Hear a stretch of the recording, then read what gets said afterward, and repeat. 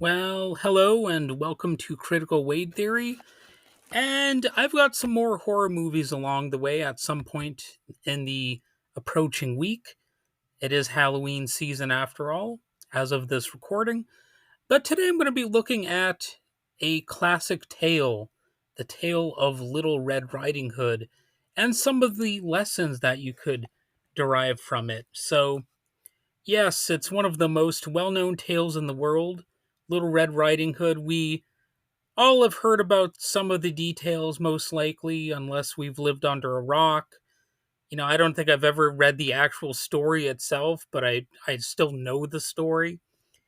And it's about a girl, a wolf, a forest, and a basket full of food. But beneath this simple setup lies a timeless message, one about trust, instinct, and the journey from innocence to awareness. So let's start at the heart of it, which is really the inner voice. That's one of the basic lessons of the story, I guess the moral of the tale, if you will. When Little Red Riding Hood steps off the path, her disobedience isn't just a plot twist, it's like a metaphor, a reminder of what happens when we ignore that quiet inner voice that whispers, "Don't do this." We've all felt it, that uneasy tug when something feels off, but we move ahead anyway. And like in the story, consequences often follow. Ignoring our instincts, even when they're vague or hard to explain, can lead us straight into the wolf's den sometimes. And of course, the metaphor, the moral, whatever you want to call it, transposes itself to scenarios that are outside of the forest ambiance. So, the forest and the tale are not meant to be taken literally. You could also be referring to the concrete jungle of a city or something like that.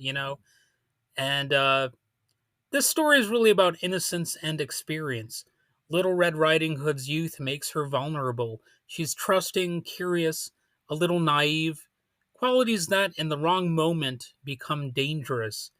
That's what growing up often is, learning how to see the world clearly without losing our sense of wonder. It's the same warning echoed in another familiar phrase, a wolf in sheep's clothing. The wolf's charm, his disguise, his manipulation, all point to one thing: discernment matters. And of course, a real life example that I've, you know, been able to come up with here is Ted Bundy. He was like a wolf in sheep's clothing, and he even used crutches to lure his victims by making himself appear more vulnerable than he actually was.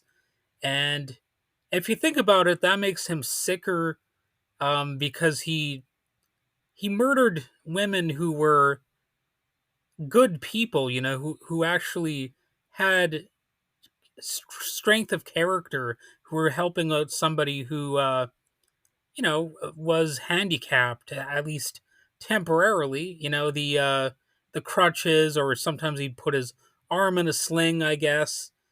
And he very evilly and sadistically took advantage of these women who were actually caring people.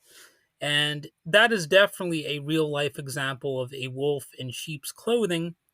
And it's almost like that sort of example is tailor made for this legendary tale, right?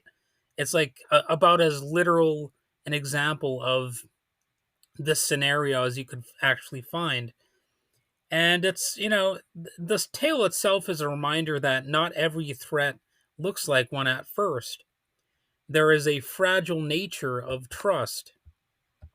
It does kind of make you vulnerable, and that's why it can be so rough to trust somebody. Trust is powerful but fragile. In this story, the wolf doesn't just deceive Little Red, he deceives her grandmother too. That double layer of betrayal tells us something essential. Trust without awareness can be exploited. So, healthy trust requires skepticism sometimes. Not cynicism, but curiosity. As stated in an interview with WBR's On Point, somebody said, and I'm quoting, healthy skepticism builds stronger trust, end quote. And that simple point is a really profound one. That balance between openness and discernment is what keeps us safe without closing us off. The role of guidance is also very important. The story reminds us of the responsibility adults have to guide the young. Little Red's mother warns her, stay on the path, but warnings only work when they come with wisdom and dialogue. It's like the idea of self regulation, learning to make sound choices when no one's watching. Stories like Little Red Riding Hood are tools for that. They help children understand the world's risks before they meet them firsthand. They're part of the pile up of lessons we must learn and pass on to new generations. We might tell this classic tale to our kids if we have kids, or even if we don't have kids, we might tell them to our, I guess, nieces and nephews or something like that. There's plenty of modern relevance to this tale. Even today, in a world filled with online strangers and digital wolves, Little Red Riding Hood still resonates. It's a part of our cultural heritage, a warning dressed up as a bedtime story. The message hasn't changed. Trust your instincts, respect your boundaries, be kind, but be wise. Charles Dickens once wrote, in the little world in which children have their existence, there is nothing so finely perceived and so finely felt as injustice. That's why stories like this one matter. They teach justice, awareness, and empathy, all through the eyes of a child who learns the hard way what the world is really like. Because, the big bad wolf, he also represents injustice, the victimization of the gullible, or however you want to put it. It's a definite legal lesson too, I suppose. If you believe in that sort of thing, in a in a modern world in which law and order seem to be dissipating sometimes. So next time you think of Little Red Riding Hood, don't just picture the red cloak or the wolf's grin. Think of the path itself that the story is strongly emphasizing, the choice to stay on it or stray from it, and what it means to listen to the voice inside that tries to keep us safe. Maybe there are times when you can stray from the path and, take a chance, but always be aware of what taking a chance means. Well, thanks for listening to Critical Weight Theory. If this episode was good in your opinion, go ahead and share it. Like the video if it's on YouTube. Subscribe.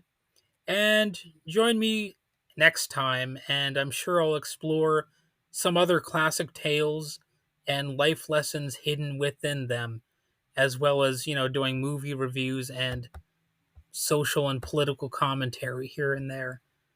All right. Have a good one.